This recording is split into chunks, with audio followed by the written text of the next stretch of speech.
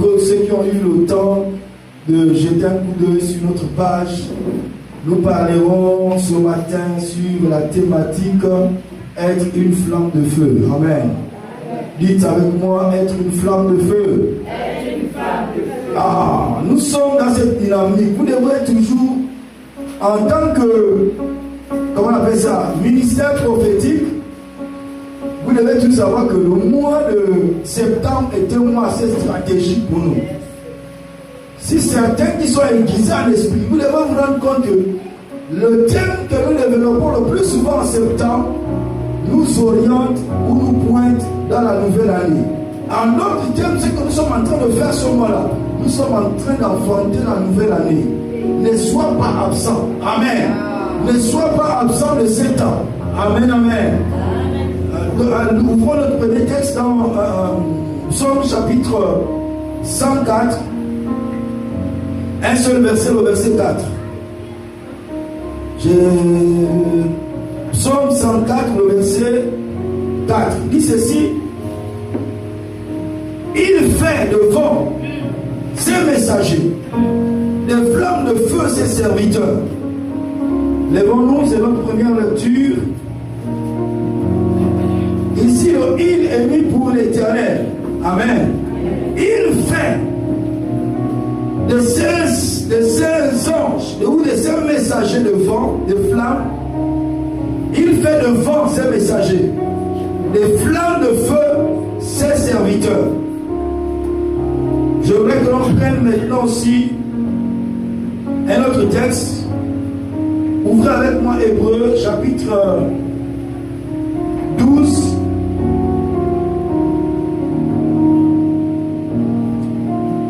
Quelqu'un hier, attendez que je vous donne le verset.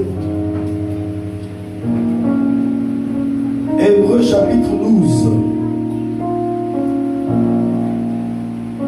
Permettez-moi juste de retrouver le texte. Ok, Hébreux 12, le verset 29. Que quelqu'un le lise? Oui.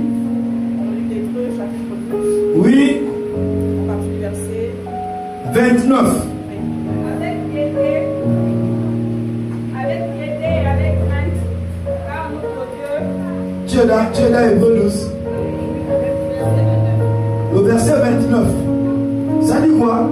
Avec piété et avec crainte. Oui. Car notre Dieu est aussi un feu dévorant. Amen. Car notre Dieu est aussi un feu dévorant. Gloire soit rendue à Dieu. J'aimerais que l'on s'asseye un instant. Mettez en réserve Actes chapitre 2, le verset 3 à 4. Peut-être que j'en parlerai comme cela. Amen. Frères et sœurs, nous sommes dans une thématique assez importante. Alléluia.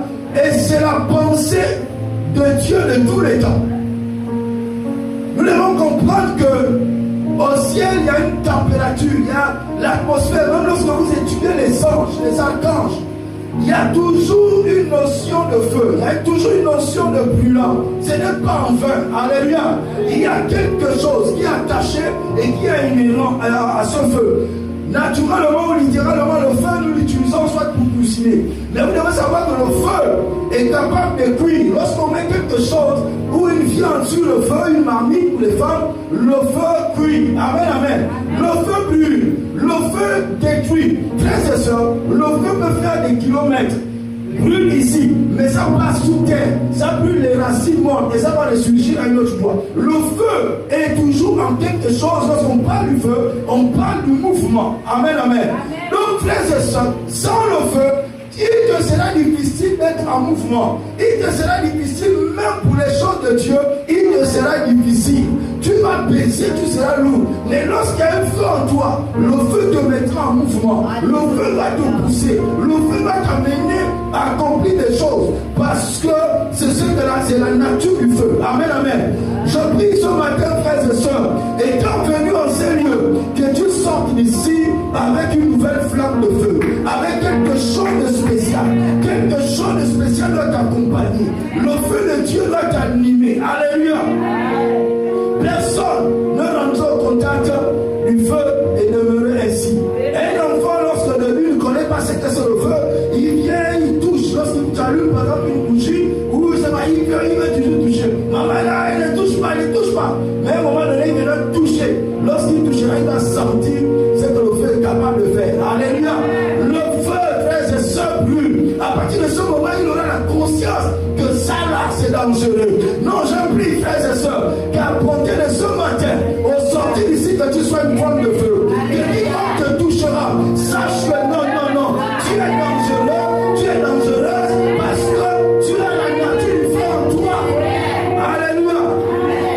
Et il fait de nous une flamme de feu, être une flamme de feu. Allons-y tranquillement et rapidement. Mettez-moi après comment on appelle ça, après la description de définition, vous me lirez Marc chapitre 5, à partir du premier verset jusqu'au verset. C'est une histoire qui va nous intéresser ce matin. Alléluia. Donc ici, frères et sœurs, lorsqu'on parle d'être une flamme de feu, permettez-moi juste de vous donner certaines définitions, après on va entrer. Alléluia. Donc dans ce texte-là, Dieu parle de ses serviteurs. Dieu parle de messagers. Dieu parle aussi de ses serviteurs. Les anges peuvent aussi être ses serviteurs. Les hommes aussi sur la terre peuvent être aussi ses serviteurs. Alléluia. Donc lorsqu'on parle là de flamme, peut-être qu'on ne va pas développer compte tenu du temps, mais comprenez, retenez que lorsque vous entendrez flamme, c'est que en hébreu ça signifie langue de feu. Amen. Langue de feu.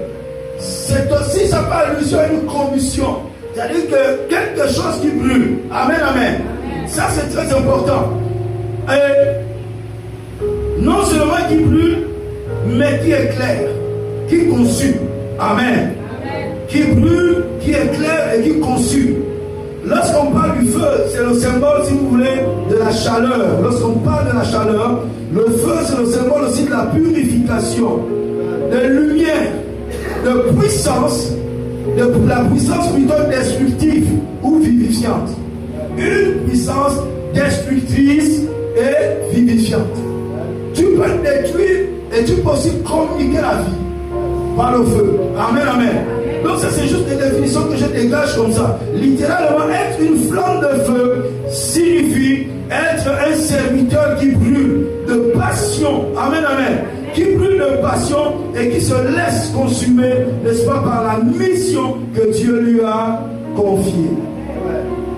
Il y a une mission que Dieu t'a confiée. Mais tu ne pourras jamais accomplir cette mission si tu n'es pas, il n'y a pas un feu à l'intérieur de toi. si tu n'es pas prudent, si tu n'es, il n'y a pas une passion à l'intérieur de toi qui te pousse. Rien de grand sur la terre ne peut s'accomplir sans feu, ne peut s'accomplir sans passion. Parce que tout est fait sur la terre pour te bloquer. Tout est fait sur la terre pour te décourager. Tout est fait sur la terre pour te démoraliser. Est-ce que vous comprenez ça? Voici pourquoi il faut un feu. Voici pourquoi il faut une passion qui va te porter, qui va t'amener, même si tout le monde était dit que toi tu ne réussiras jamais, mais parce qu'à l'intérieur de toi il y a un feu. Tu ne dois pas laisser éteindre ce feu qui est en toi, mais au contraire chaque jour ce feu doit être alimenté pour aller de l'avant, pour prouver ceux qui se sont déjà découragés, ceux qui se sont arrêtés, leur dire que c'est possible, parce qu'il y a un feu en toi. Frères et sœurs, c'est ce feu dont je suis venu parler ce matin. Ça, c'est là tu ne verras rien de grand. Pour quitter chez toi ce matin, d'autres sont restés dans leur maison. Pourquoi? Parce qu'il n'y a même pas ce feu en eux. Est-ce que vous comprenez? Lorsque ce feu est en toi, quelque chose te dit, qu'en soient les obstacles, quels que soient les blocages, je dois partir. Alors, parce que David a dit, un jour dans tes parvis, vaut mieux te vivre ailleurs. Il a dit, je suis dans la joie. Lorsqu'on me dit, allons à la maison de l'Éternel. On ne vient pas ici pour perdre du temps. Non. Alléluia. Donc c'est cela, frères et sœurs. Nous devons, on a une mission. Tu as une mission sur la terre. Écoutez, le mot flamme signifie aussi langue de feu. Vous allez comprendre ce que je ferai une liaison avec Actes chapitre 2. Amen. Pourquoi dans Actes chapitre 2 on dit les langues de feu? Mais en hébreu, le mot flamme signifie langue de feu. Amen. Langue de feu, ça signifie aussi éclat. Ardeur. Voici pourquoi quelqu'un qui a le feu, c'est-à-dire qu'il peut arriver à un endroit et un éclat peut se passer. Un espoir peut se passer directement. Alléluia. Pourquoi? C'est le feu qui est en lui. Amen. Qui amène à perdre ses espoirs. Alléluia. Que cela soit ton partage dans le nom puissant de Jésus. Oh. Et le mot feu, on l'avait déjà expliqué, utilisé, n'est-ce pas, pour parler, le mot